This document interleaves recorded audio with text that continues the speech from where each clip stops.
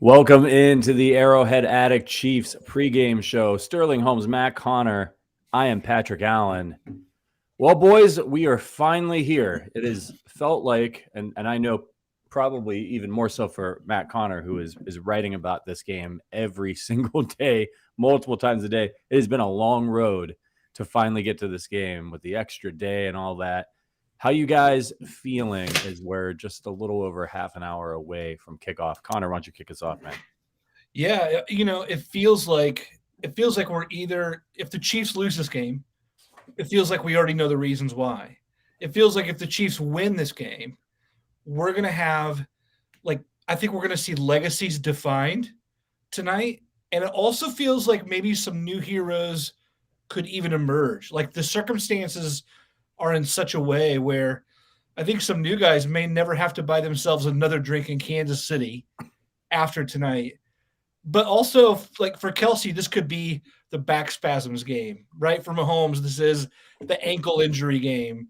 For Andy Reid, it's the having to out coach with like his pillars, maybe a little bit shaky kind of game. I mean, I love the idea of this being like that phoenix from the ashes, or that like the Chiefs getting it done in the face of adversity storyline. But at the same time, like that fan in me that lived with this franchise for like 25 years before this era is also like, what do you mean his back is hurting? What do you mean Mahomes' ankles? Like, it's all that too. So yeah, I feel like I'm living on both sides. How are you guys feeling? It certainly is. I mean, there's no shortage of storylines, right? As Sterling turns around and is trying to curse us with a Matt Castle. What are you doing, man? I'm trying to prove a point that Chiefs fans were here before 2018, unlike Bengals fans who didn't know that Carlos Dunlap played for their team. Yes, I know. We're loyal here in Chiefs Kingdom, but I'm very excited. I have a good feeling, and it's not a cocky feeling, but it's a feeling of the Chiefs are going to get it done. There's all these things going against them. Mahomes with his one ankle, Travis Kelce with the back spasms. It feels like like Matt Connor, like you said, they're going to rise up over the top of this, and it's going to be one of these glorious moments where we look back and say they got it done in spite of. They did all of this in spite of.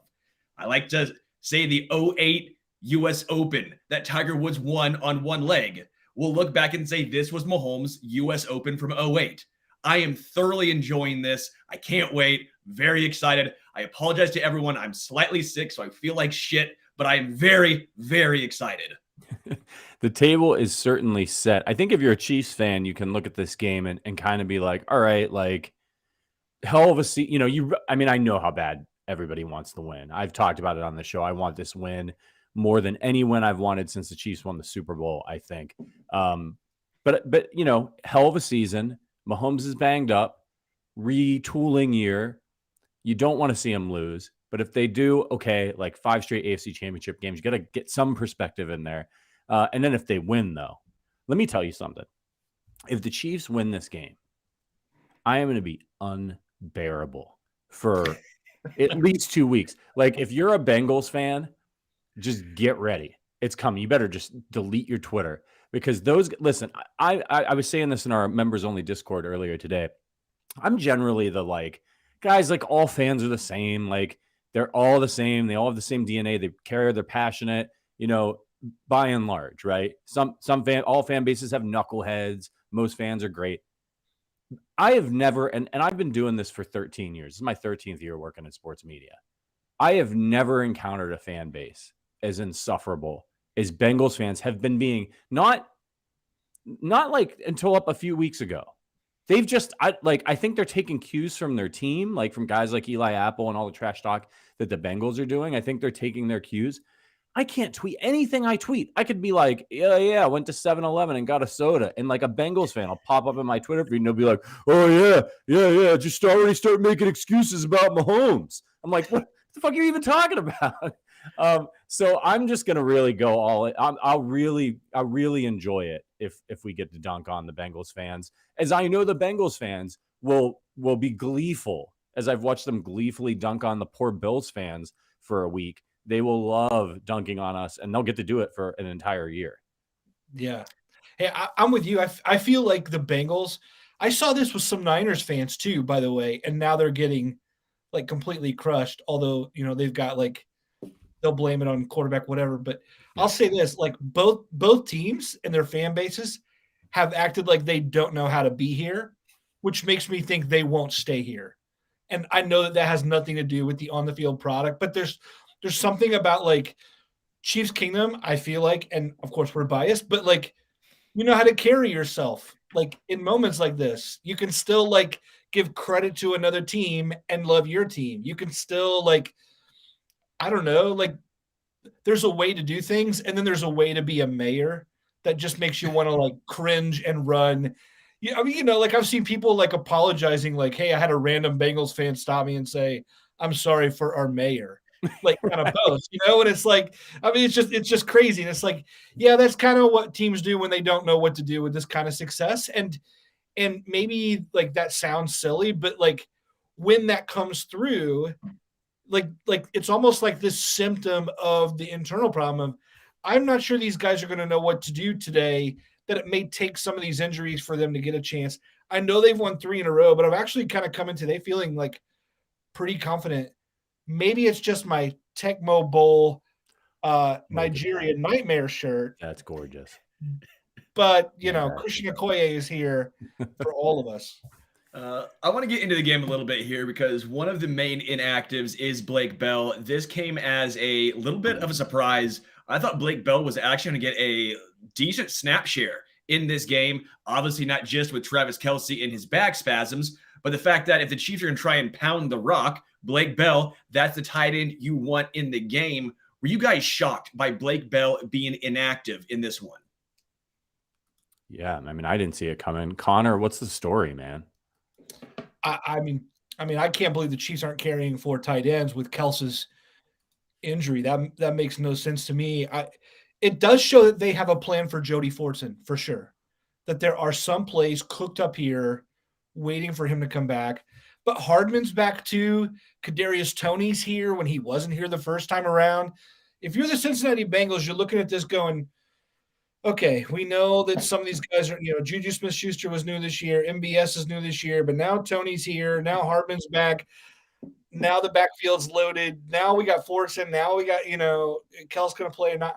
Like there's such an assortment of weapons. I don't know. That said, I think you and me and everyone else in Arrowhead was wanting to see feed it to Pacheco, let him chip away at the yards, let's build that ground game, let's gas their defense.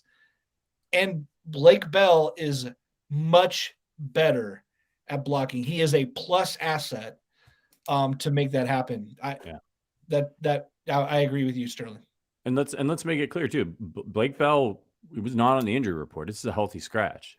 Yes, he's not part of the game plan. So if the Bengals thought that the Chiefs were going to come out and a bunch of really heavy tight end sets, I mean they could still come out with a couple tight ends or 3 tight ends. They've got Noah Gray is going to be there, and that Fortson gets back.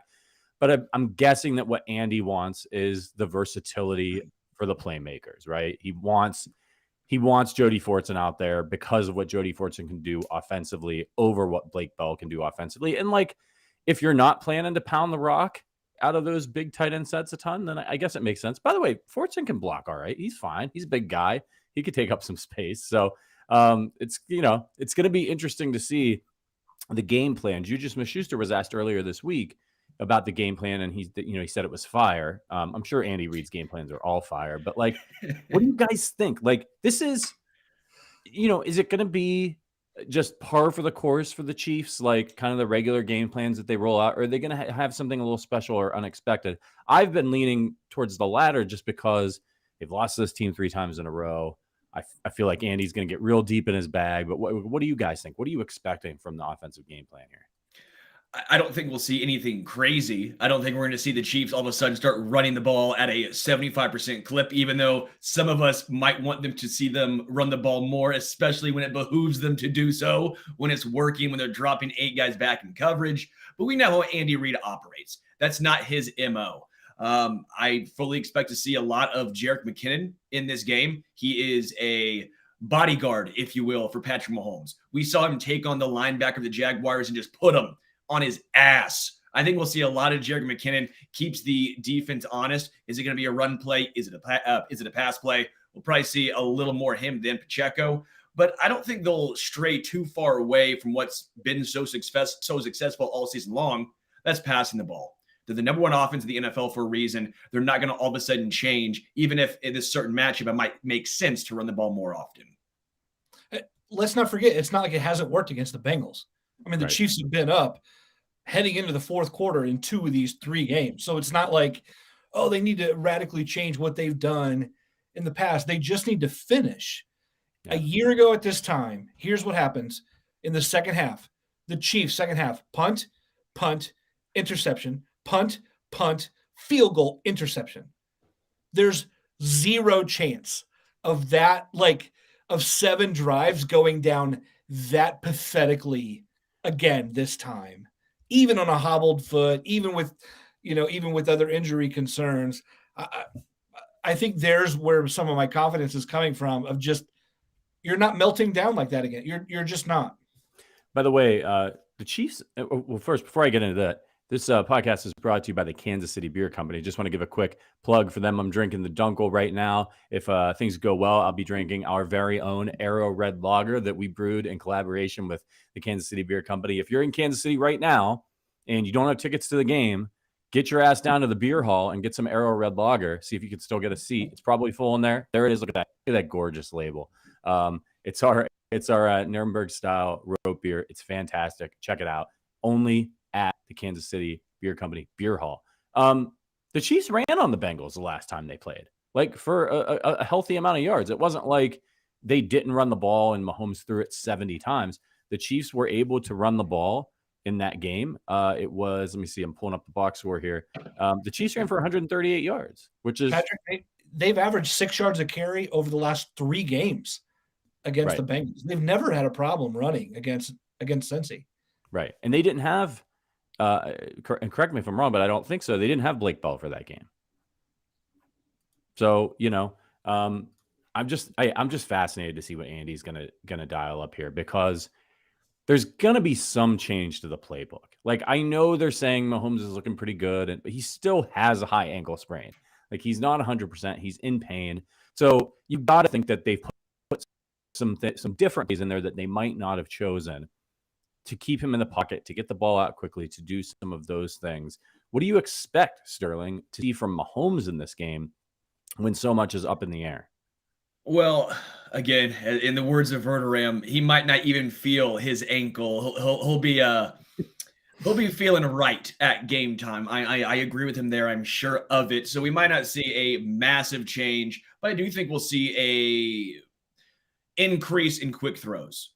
I think that helps Kadarius Toney get the ball, because he's the best man beater, I would say, on this roster as far as man-to-man who can get open quickly. That seems to be the Kadarius Toney special. Juju Smith-Schuster is the back shoulder guy, the zone beater. But I expect to see a lot of Kadarius Toney. And then with Mecole Hardman being activated, I'm intrigued to see how much he's actually going to be used. But just from a Mahomes perspective, I think we'll see a lot more quick throws. We probably won't see him run as often, but believe you me, if there's a 3rd and 5 and he can get there, he's taking off. And guess what? He will get there.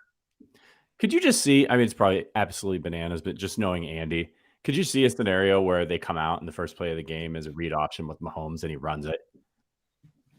It's like a total chess move, right? These guys, there's no way that they're going to be playing Mahomes on that first play of the game. Army Navy triple option. 50 yards.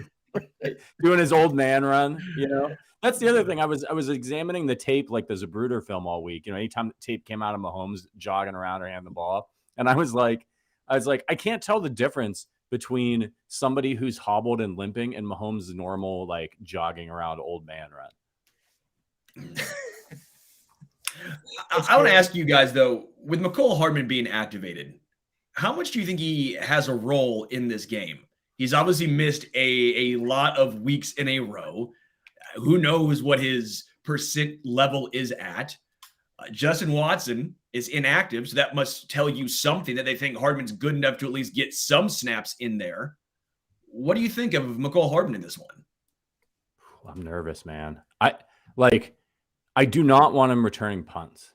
Like, he hasn't played in so long, and it just feels like one of those things where he gets back there and he's rusty and he's trying to make something happen, and it's like the Bengals come out and they go 3 and out and they punt to the Chiefs, and it's like the first time McCole Hardman's touched the football field. And like, I'd put Toney back there, have him catch the ball. If you really want McCole Hardman to return punts, like, just have somebody else catch it and hand it to him. Like, that's the one thing I'm just terrified about is the special team.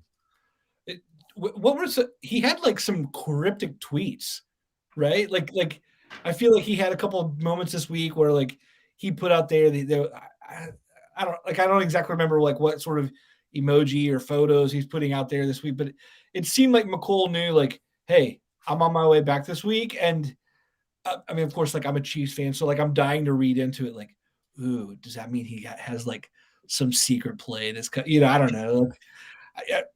I'd love to see, like, like when we all watched that like Ninja Blender play, the Ring Around the Rosie thing that was going on. What was it? I forget what they call that. The snow globe. Yeah, the snow globe, right? Yeah. That's certainly better than Ring Around the Rosie or Ninja Blender. When they came out with snow globe, it was like one of those like, oh hell no, what's happening right now? Like I didn't even know what was. Like, was Bane in the stadium? Was like the floor going to start to cave in? Like, I didn't know what was going on. Like, I hope that there's a moment like that makes Zach Taylor look like he's wetting his pants on the sideline, even if it's only good for like a 5-yard gain from the 30 or something. Like, I want a moment like that. I'm hoping McCole is the ace up the sleeve in some way for some play. He's got a package. I mean, Andy loves to use him on those sweeps. He's a game wrecker with that speed if he can get the edge. So can the Chiefs work out some plays? Look, I'm glad to have him back. I'm really excited to have him and Kadarius Toney. It'll be interesting to see if the Chiefs put those two guys on the field at the same time, because now you're in a little bit of a pickle in terms of the deep threat and clearing out space, or if you put one of them in motion or put them on the same side. There's a lot that they can do with those guys. So that's going to be fascinating to me. If I saw some people in the chat mentioning this, by the way, give us a like if you could. That would really help. Watson was fine and then popped up on the injury report on Friday with the did not practice with an illness. Don't know what he has, but there's some nasty stuff going around, and he must have just got it at the wrong time. It sounds like. Don't know if it's, can't speculate whether it's COVID or the flu or something like that. But you guys know, if you get one of those too close to a game, there's not a whole lot they can do for you. Yeah.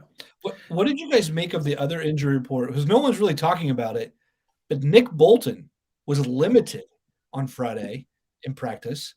Juju Smith-Schuster also limited. Like, it's not like they, a lot of guys will practice and still have the injury listed, coming into the game, just as like, they have to legally report in like, hey, here's the injuries that the guys are dealing with per the CBA and the negotiations with the NFLPA. But these guys are like limited in practice right before the game and given zero injury designation, not even like probable. I mean, there's just nothing there. Like, what do you make of those two in particular, and the fact that no one's really talking about it, and yet they were limited? I'm not too worried about it personally. I guess at this point in the season, especially, everyone has something. Everyone's banged up. It's, can you fight through it? Because no one's 100%. They're going to have some injuries here and there. I'm not extremely worried about it. If there was something serious, if there were a cause for them to miss the game, we would know more.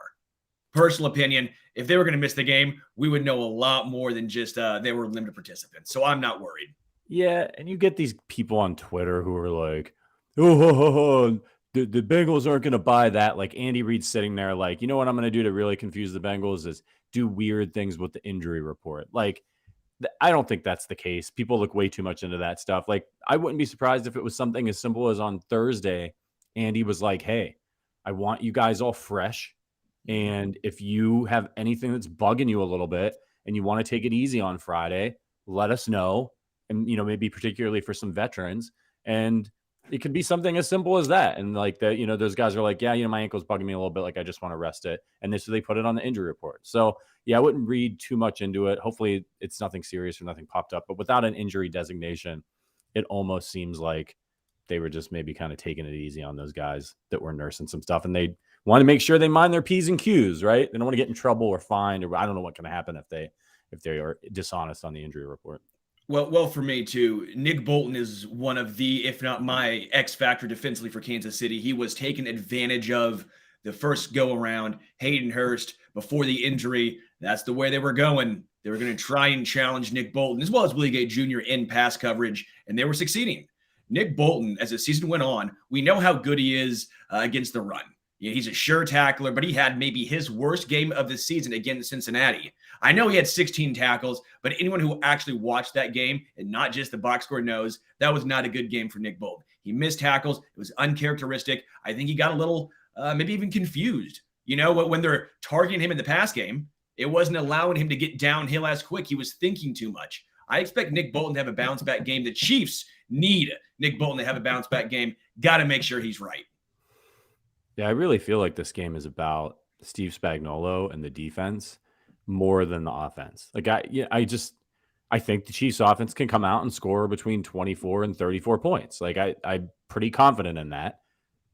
But what can the defense do against this really dynamic Bengals offense? The last time they played, as you pointed out, Sterling, everything was over the middle of the field. Joe Burrow nickel and dime them to death in the middle of the field, hardly threw outside at all. If you're the Chiefs, Verderame and I talked about this earlier in the week, and I'm interested to hear what you guys think. Verderame was much more of a proponent, and I agree with him, of clog up the middle of the field, force those throws to the outside, get up on the line of scrimmage, jam these guys. Yeah, they're really physical. Yeah, they might burn you deep, but those are lower percentage passes than dumping. I mean, if you watch the Bills game, mother of God, I mean, Jamar Chase, the guys were wide open in the middle of the field, wide open. And so Verderame and I's contention was, hey, man, you know what? You might get beat deep, but like at least make those routes take longer to develop. So it gives your pass rush more time. And, they're lower percentage. I would rather see our guys getting, mossed on deep, like lower percentage passes than just what we saw last time they played the Bengals on defense, which was just a revolving door. What do you guys think? I could see that in some respects. At the same time, if the Chiefs develop any sort of lead, I'm okay with forcing them to like earn their drives by nickel and diming the long way. And I mean that even with a 3-point lead or a 7-point lead. I mean, even if you just go up early, I'd rather have to see them earn that. Because look, to me, Chase is in the argument for the top 3 wide receivers in the league. I would put T. Higgins in the top 10 to 12 in the league. So it's not, I don't think it's that great of a challenge for them to burn the Chiefs pass or to burn the Chiefs secondary on outside or deep in any sort of route. I think those guys are they're going to do it. And so I understand sort of let's keep everything in front of us. Let's protect the big play.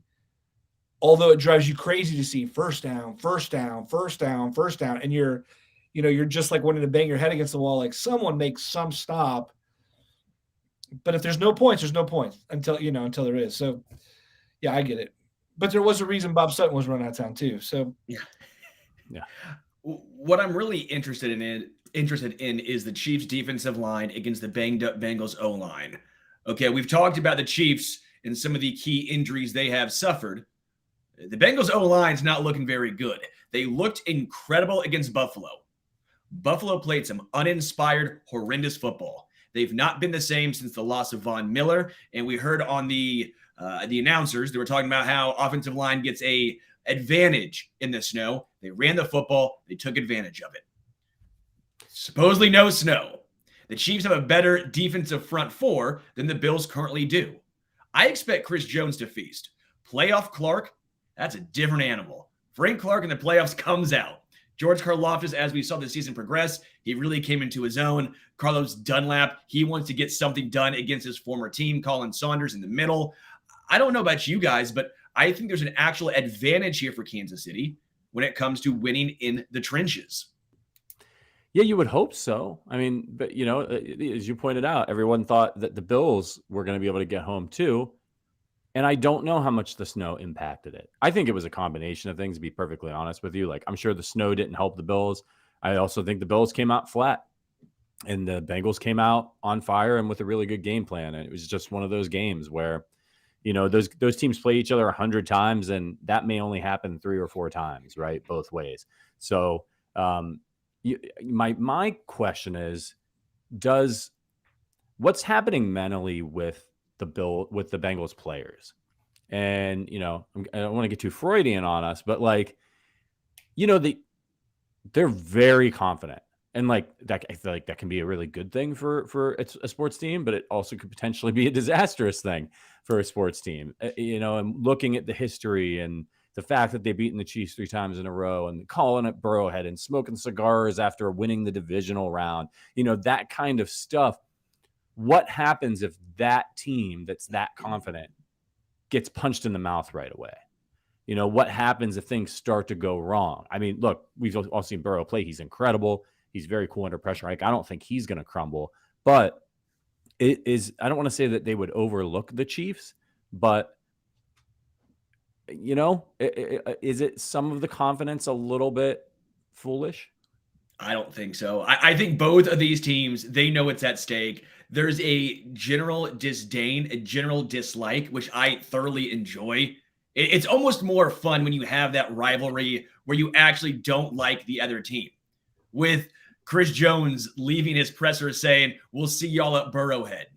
Just with everything going on, it feels like they actually don't like each other, and that's fun. So no, I don't think the Bengals are going to overlook Kansas City. Everyone knows what's at stake. It's going to be a damn good game. You agree, Connor? I do, because I think both of these teams are so well coached. Look, I wrote about this yesterday. No other team in the NFL has more continuity at the coordinator positions in the NFL than the Chiefs and the Bengals, right? The Chiefs, between offensive defensive coordinator, have 9 combined seasons of coaching stability. The Bengals are right behind them with 8, and other franchises it doesn't even compare.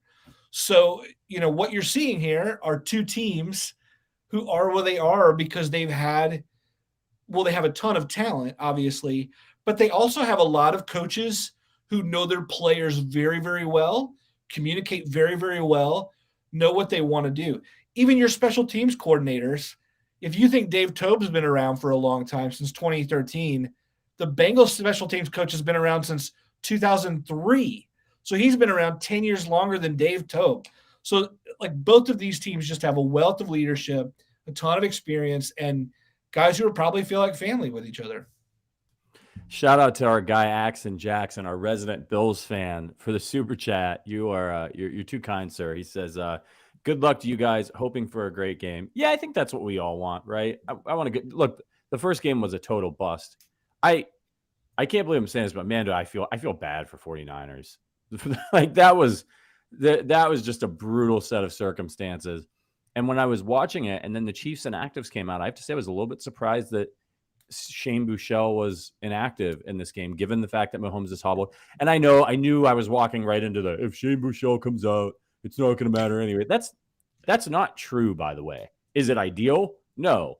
But having no quarterback, you could see a situation where Mahomes aggravates his injury really badly, or what if, God forbid, he got a concussion or something that he would be able to come back for the Super Bowl for, and something happened to Chad Henne and the Chiefs were trying to hold on to a lead, but they couldn't throw the football because they had no quarterback.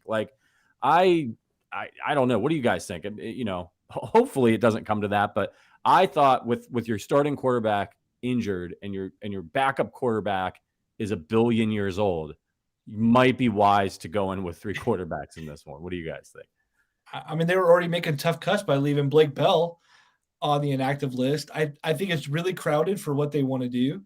I also would hope, I think enough of these guys may have played quarterback at the collegiate or high school level, at least, where there's got to be at least enough familiarity to, I can hike the ball and hand it off to Pacheco. Or Blake Bell, though. He's the inactive, also the OU quarterback. Man, we maybe missed some Blake Bell. I hope not. That's McKinnon was played quarterback. Kelsey played quarterback. But come on, guys. Shane Buechele is a billion times better than those guys. Sure. Like throwing the football. Like with Andy Reid, Andy Reid could go into a preseason play calling mode, and they could, you could see a drive transpiring like the one that Chad Henne led last week if they had to do it. So, I mean, God Almighty, I hope it doesn't come to that, but it'll be there'll be questions if it does come to that about why he wasn't active. Yeah. The good news is we have the biggest boot in the league with Tommy Townsend. I mean, at the very least, yeah, there's 60 yards or whatever. Oh, we've seen him throw the rock once or twice. Got a cannon out there. He does. He does have a cannon.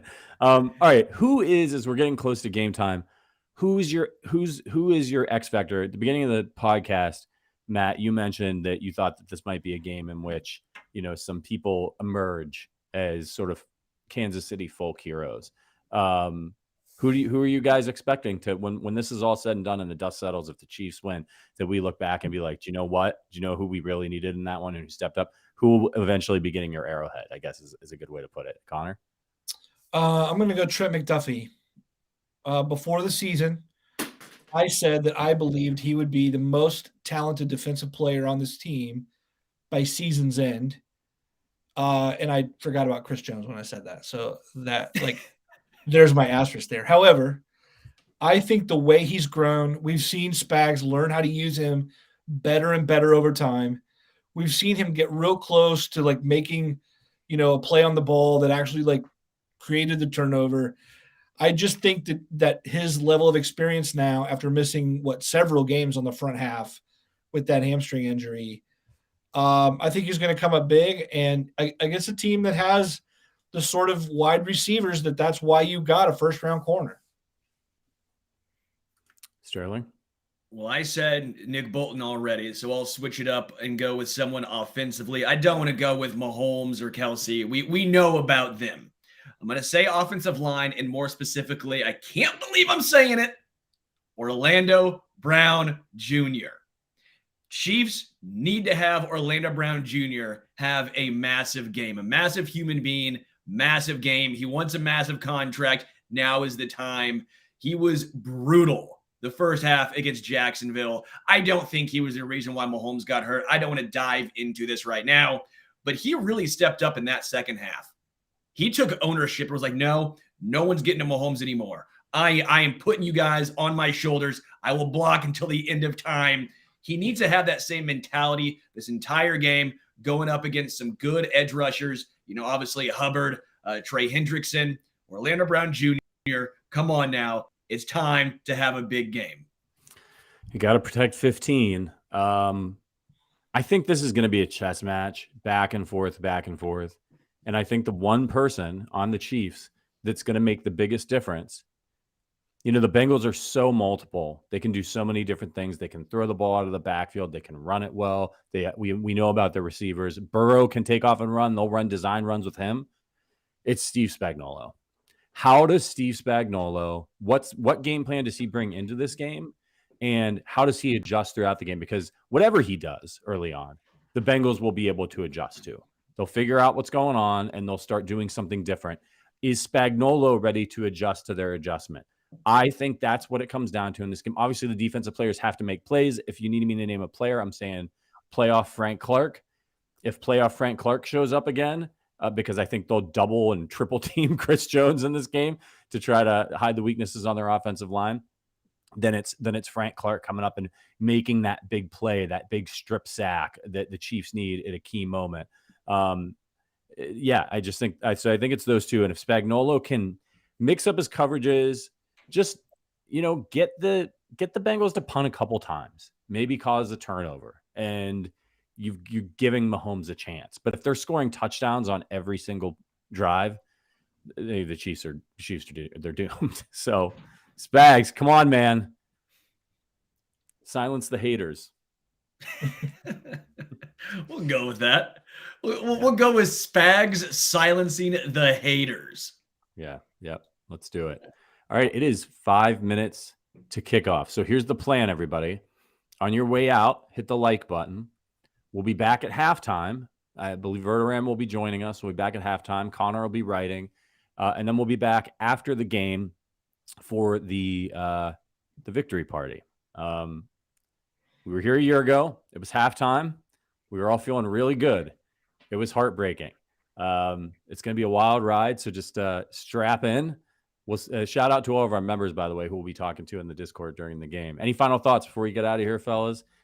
Words of calm or wisdom or encouragement for all those folks out there. I know a lot of folks are nervous.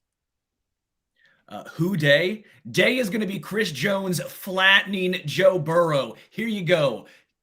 Mahomes, 0 sacks. Frank Clark, Chris Jones, get a sack apiece. Not a single Bengals receiver goes over 90 yards. L'Jarius Sneed, Trim McDuffie, Jalen Watson, the safety play, the tandem of Juan Thornhill. They shut it down. Justin Reed, Nick Bolton, good game. Bounces back. Sure tackler. Chiefs win 27-24. Kansas City goes to the Super Bowl. And guess what? We still have KC barbecue and not Skyline chili. Devastating hot takes coming out of Sterling. Connor? I think Chiefs by 10. I think it's 28-18. I think the Chiefs defense gets it done. There were a lot of people missing last time. The Chiefs will not have that kind of a meltdown again.